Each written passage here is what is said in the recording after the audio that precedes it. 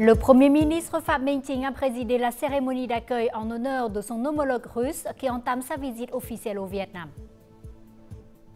Les entreprises vietnamiennes s'efforcent de se conformer aux normes des pays importateurs qui sont de plus en plus exigeants. Les localités mobilisent des ressources pour aider les familles pauvres et quasi pauvres à obtenir un nouveau logement avant le nouvel an lunaire.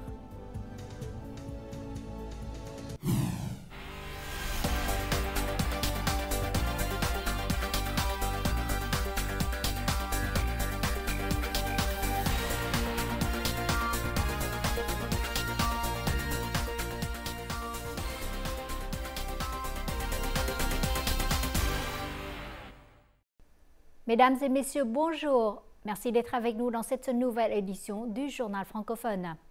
Cet après-midi, le secrétaire général du PCV To Lâm a eu une réunion avec des hauts responsables de la police de toutes les périodes à l'occasion du Nouvel An lunaire 2025. To Lâm a affirmé que les anciens dirigeants du parti et de l'État, les vétérans révolutionnaires, des forces policières et les cadres supérieurs en retraite avaient apporté des contributions importantes au développement des forces policières et aux réalisations communes du pays.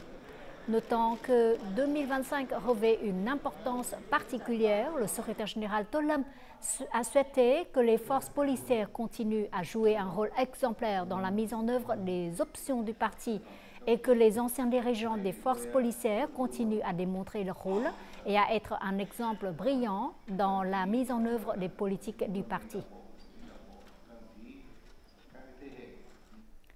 Tôt ce matin, 14 janvier, le Premier ministre russe Mikhail Mishustin est arrivé à Hanoï, entamant sa visite officielle au Vietnam du 14 au 15 janvier 2025 à l'invitation de son homologue vietnamien Phạm Minh Chính. Le Premier ministre Phạm Minh Chính a présidé mardi après-midi à Hanoï la cérémonie d'accueil en l'honneur de son homologue russe. Après la cérémonie, les deux premiers ministres se sont entretenus.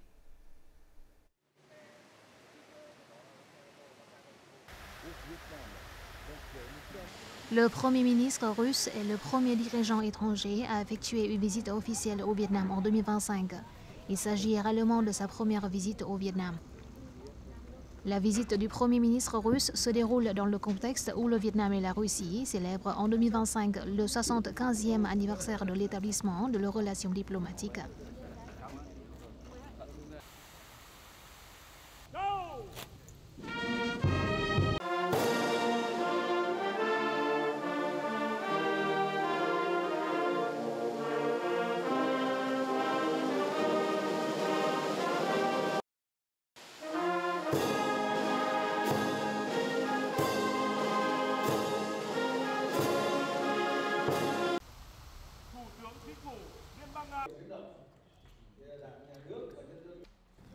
Dans une atmosphère d'amitié, de confiance, de sincérité et de compréhension mutuelle, les deux premiers ministres ont passé en revue les réalisations de la coopération bilatérale. Les deux parties ont convenu de continuer à renforcer le dialogue, à consolider la confiance politique et à promouvoir les échanges de délégations à tous les niveaux, ce qui permettra de créer une base pour un développement global de la coopération bilatérale, notamment dans les domaines de l'économie, de l'investissement, de l'énergie, de la formation, du tourisme et de la science et de la technologie. Les deux parties ont également discuté de questions internationales et régionales d'intérêt commun, tout en affirmant la volonté de se coordonner étroitement et de se soutenir mutuellement dans les forums multilatéraux. Les deux premiers ministres estiment que les résultats positifs de cette visite créeront davantage de percées pour le développement global de la coopération Vietnam-Russie, au profit des peuples des deux pays, de la paix et de la stabilité dans la région et dans le monde.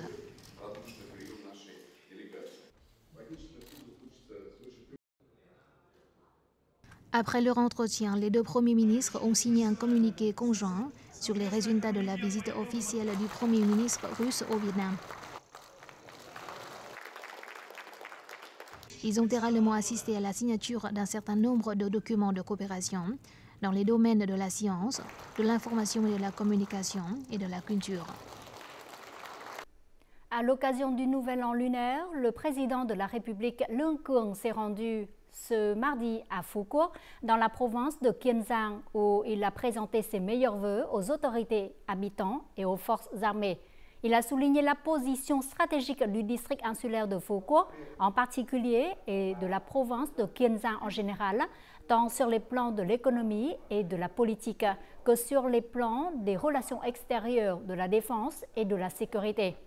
Le chef de l'État a demandé aux autorités locales de mettre en œuvre le plan directeur pour Phu-Quoc jusqu'en 2040 qui vise à faire de cette île un véritable paradis touristique et de villégiature. Toujours ce mardi matin, le président Lương Cường a visité la région navale 5 et les forces armées à Phu-Quoc, saluant leurs efforts dans la surveillance des routes maritimes et des îles et la lutte contre la criminalité.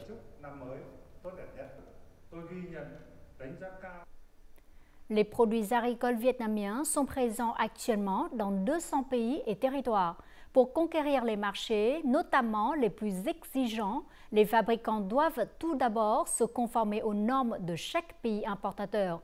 Grâce à une production agricole répondant aux exigences du marché, les produits agricoles vietnamiens sont facilement autorisés à l'exportation officielle.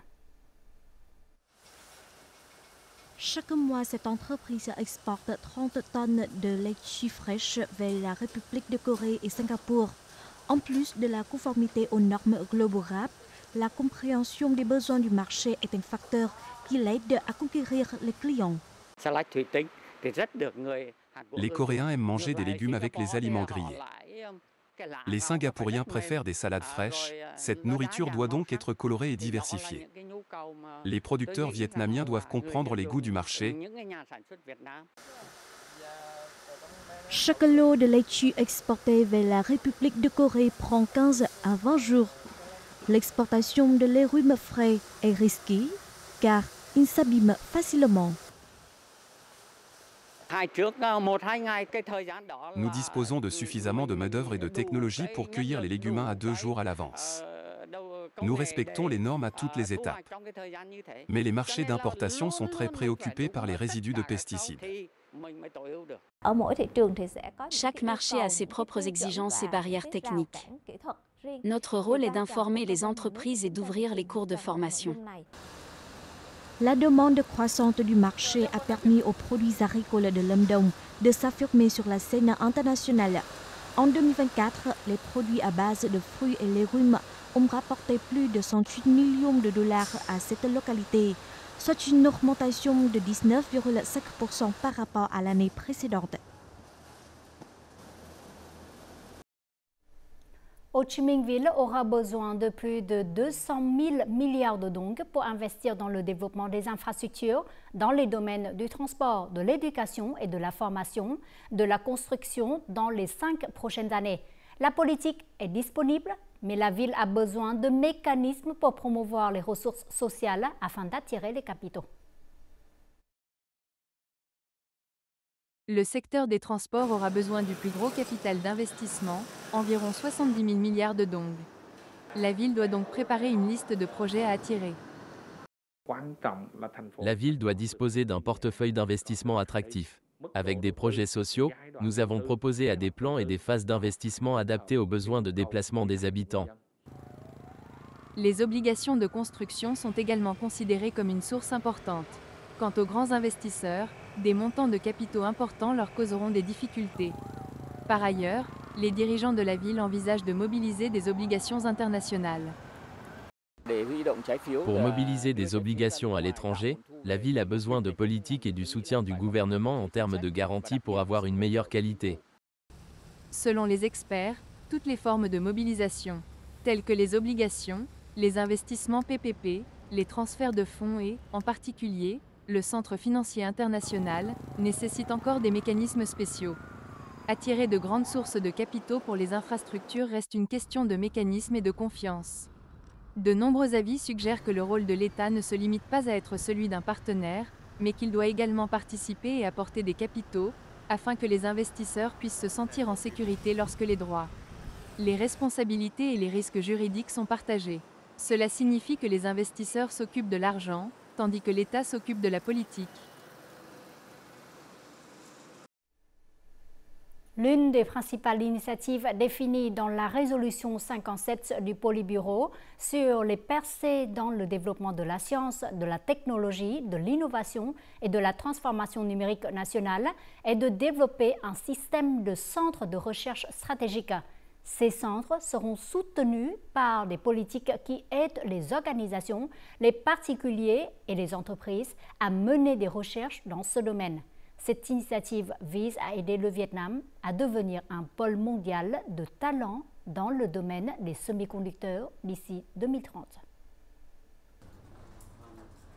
Selon cette entreprise américaine de conception de puces, la politique du Vietnam consistant à soutenir 50% des coûts d'investissement initiaux des entreprises qui recherchent et développent des semi-conducteurs et de l'intelligence artificielle contribuera à attirer davantage d'investisseurs.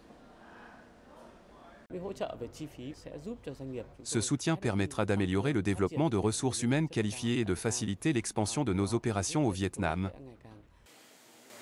La résolution 57 introduit des mesures clés pour faire progresser les technologies émergentes. Il s'agit notamment d'un mécanisme de test des politiques, d'une allocation de 15% du budget de l'État pour la recherche technologique stratégique et de nouvelles politiques de partenariat public-privé pour l'AR. Plusieurs mécanismes ont été proposés pour le secteur des semi-conducteurs, notamment un fonds industriel stratégique et un système d'évaluation des entreprises testant de nouvelles technologies. Le Vietnam compte actuellement environ 100 entreprises de semi-conducteurs et 1000 entreprises dites éligibles à un soutien. La résolution 57 encourage les centres de R&D à développer des technologies de base, aidant ainsi le Vietnam à progresser dans les secteurs des semi-conducteurs et de l'IA.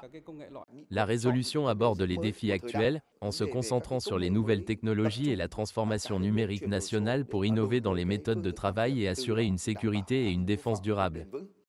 La résolution 57 fixe l'objectif pour le Vietnam de devenir l'un des 3 premiers pays d'Asie du Sud-Est en matière de recherche et de développement en IA d'ici 2030. Favoriser le développement durable dans les domaines de la science, de la technologie et de la transformation numérique pourrait aider le Vietnam à atteindre son objectif de devenir une nation développée à revenus élevés d'ici 2050. Notre journal continue avec les taux de change et l'indice de la bourse du Vietnam pour ce 14 janvier.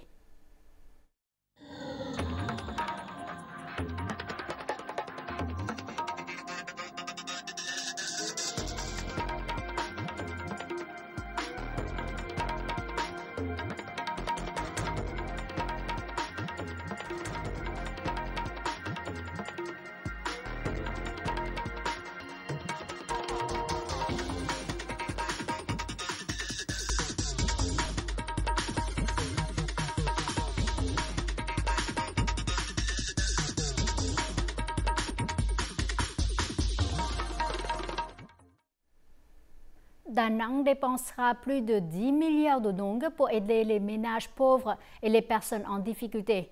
Le comité du Front de la patrie du Vietnam de la ville a déjà distribué plus de 20 000 cadeaux dans le cadre du programme du printemps de la patrie. Le Fonds pour les pauvres de la ville a également envoyé des délégations pour rendre visite aux résidents défavorisés et leur transmettre ses vœux du Nouvel An lunaire. Ils ont distribué des centaines de cadeaux et fourni des billets de train et de bus pour aider les travailleurs à rentrer chez eux pour le Tết.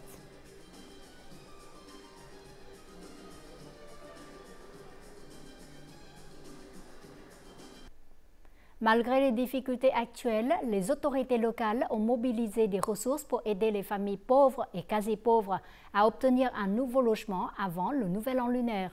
L'objectif est que toutes les familles emménagent dans leur nouveau logement d'ici le 20 de ce mois. Après des années dans une maison en bois délabré, la plus grande joie de Huynh est d'avoir une nouvelle maison avant le Tết. En plus de fournir un abri solide et un espace de culte approprié, elle offre un lieu de rassemblement spacieux où ses enfants peuvent célébrer le Tết. Je suis très reconnaissante au parti et à l'État de m'avoir aidé à construire une maison aussi spacieuse. Je suis très heureuse. 363 maisons sont en cours de construction et seront terminées avant le Tết, afin que les familles puissent célébrer la fête avec joie. Dans le district de Bac Quang, 120 ménages pauvres recevront de nouvelles maisons pour célébrer le Tết. Mavan Kim, qui a subi un accident vasculaire cérébral et vit seul alors que ses 2 enfants sont loin, ne peut qu'exprimer sa gratitude. Ce tête, il accueillera la nouvelle année dans une maison en dur. Je suis reconnaissant aux autorités d'avoir aidé les personnes en difficulté à passer un été chaleureux et heureux. Nous nous engageons à soutenir les gens et à garantir que les logements soient de bonne qualité et construits en toute sécurité. Nous avons pour objectif d'achever ces logements d'ici le 30 avril 2025. Dans plusieurs localités, environ 12 800 logements temporaires et délabrés sont en cours de construction ou de réparation. Ces améliorations fourniront à près de 13 000 ménages pauvres et quasi-pauvres de nouveaux logements pour le TET. Ce programme reflète l'engagement du parti, du gouvernement et de l'État en faveur du bien-être social, en garantissant aux familles vulnérables un logement stable et confortable pour le TET. Le Vietnam a été nommé l'une des 10 meilleures destinations de voyage en famille en 2025 par le National Geographic. Le pays se distingue comme une destination idéale pour les familles à la recherche d'un voyage pour découvrir la culture locale. L'itinéraire recommandé par National Geographic au Vietnam s'étend sur 16 jours, commençant à Hanoï, continuant jusqu'à la baie d'Along en croisière et s'étendant jusqu'à des sites historiques comme Hue. Les autres recommandations du magazine incluent des circuits à vélo dans les villages majorcains et une chasse au trésor en Égypte.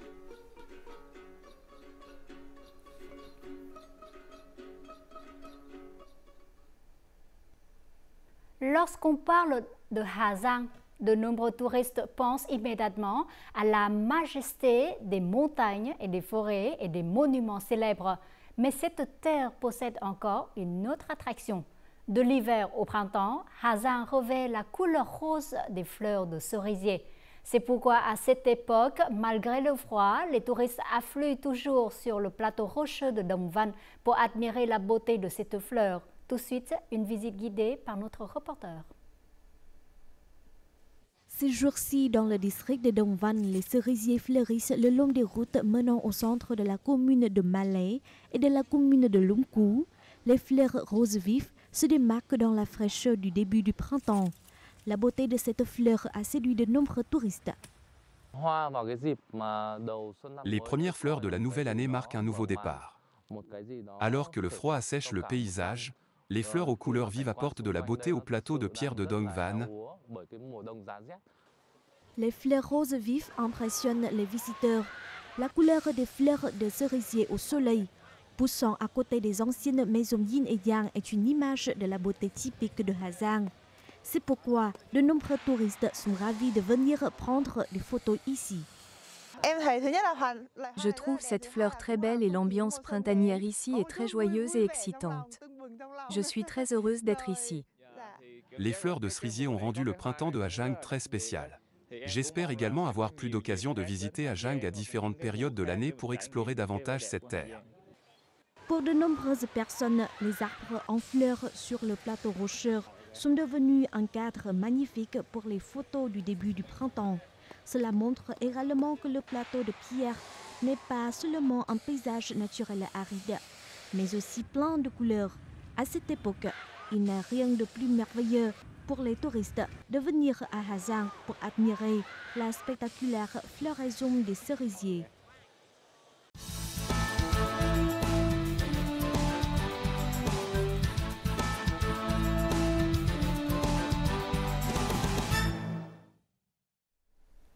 À environ 100 km de Ho Chi Minh Ville, la province de Tây Ninh est l'une des régions économiques clés de cette région du Sud. En venant ici, les visiteurs seront émerveillés par la beauté du paysage naturel. Tây Ninh est célèbre pour des endroits tels que la montagne Ba Đen, le temple Cao Đài ou encore le lac Dầu Tiếng. Vu d'en haut, Tây Ninh est une ville à la fois verte et poétique. La nuit, le paysage de Tây Ninh apparaît magique et chatoyant. Tây Ninh est actuellement une destination offrant d'innombrables expériences aux touristes. Les lumières brillent partout dans les bâtiments. Les quartiers sont animés et bondés. Les nuits au clair de lune sont calmes et paisibles. En plus du magnifique paysage naturel, au milieu d'une campagne paisible, la vie des gens ici laisse également de nombreuses impressions inoubliables aux visiteurs. Les habitants de Tây Ninh sont attachés aux métiers traditionnels et travaillent dur. Tây Ninh est à environ 2 heures de route de Ho Chi Minh Ville. Cet endroit est connu comme la Terre Sainte du Sud. Situé à une altitude de 986 mètres, le mont Ba Đen, Dame Noire, est connu comme le toit du sud du Vietnam et un symbole de la province de Tây Ninh. Depuis longtemps, la montagne Ba Đen est devenue un symbole spirituel de cette terre. Lorsque la nuit tombe, c'est aussi le moment où la montagne Ba Đen prend une beauté magique et sacrée lorsqu'elle est illuminée par 3500 lumières LED et des effets de lumière artistique symbolisant le bouddhisme. Le spectacle de musique aquatique à côté de la statue de Maitreya, avec des effets visuels magiques créés par l'eau et la musique, emmène les spectateurs à travers de nombreuses émotions dans l'espace sacré de la terre du Bouddha. Ayant lieu tous les samedis soirs et lors des jours fériés importants, la cérémonie d'offrande de lanterne est l'une des cérémonies typiques de la montagne Ba Đen. Ce lieu devient une destination de guérison et un lieu pour envoyer des vœux.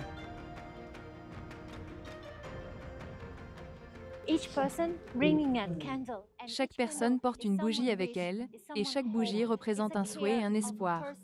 Nous souhaitons le meilleur à nos proches. L'espace magique et sacré, de milliers de lanternes étincelantes, semble éclairer la foi et la paix dans l'âme. Cela aide les gens à se sentir connectés à la nature, aux gens et au paysage d'ici. Tout le monde se sent vraiment détendu et heureux de la vie paisible qu'ils mènent. Assistez-vous souvent à la cérémonie d'offrande de lampe? Et quel est votre souhait? Chaque fois que je viens à cet endroit, j'ai des sentiments différents. J'envoie mes vœux de paix, de chance et de bénédiction pour moi-même, mes proches et ma famille. Non seulement célèbre pour la montagne Ba Đen, Tây Ninh est aussi connu comme la Terre Sainte, car cet endroit est considéré comme l'origine de la religion Cao Đài au Vietnam. Aujourd'hui, je me sens très chanceuse d'être à Tây Ninh. J'ai l'opportunité de me tenir dans l'espace religieux unique du Cao Đài. Le festival du palais de Dieu Chi est une grande cérémonie organisée solennellement chaque année par l'église Cao Đài Tây Ninh au Saint-Siège de Tây Ninh. Le festival a attiré un grand nombre d'adeptes de Cao Đài et de nombreuses personnes d'autres provinces du nord, du centre et du sud du pays. La fête a une signification en termes de foi, de religion et de culture, ainsi que de valeurs spirituelles. Bonjour, je suis très impressionnée par l'espace coloré ici. Pouvez-vous me l'expliquer? Aujourd'hui, c'est une grande fête. De tout son cœur, chacun offre des fleurs et des fruits en signe de respect envers ses ancêtres. Sous la lumière éclatante du Saint-Siège, la procession de la mère Bouddha et de la fée sauveur, ainsi que la danse des 4 animaux sacrés, ont eu lieu dans le but de prier pour un temps favorable et le bonheur de tous. Des lumières vives ajoutent de la joie et au bonheur. Tây Ninh, avec ses valeurs traditionnelles, a touché le cœur des touristes d'une manière très particulière. La nuit ici n'est pas seulement brillante, mais également imprégnée de caractère sacré et de mystère. Quiconque est venu ici une fois reviendra certainement plusieurs fois dans sa vie.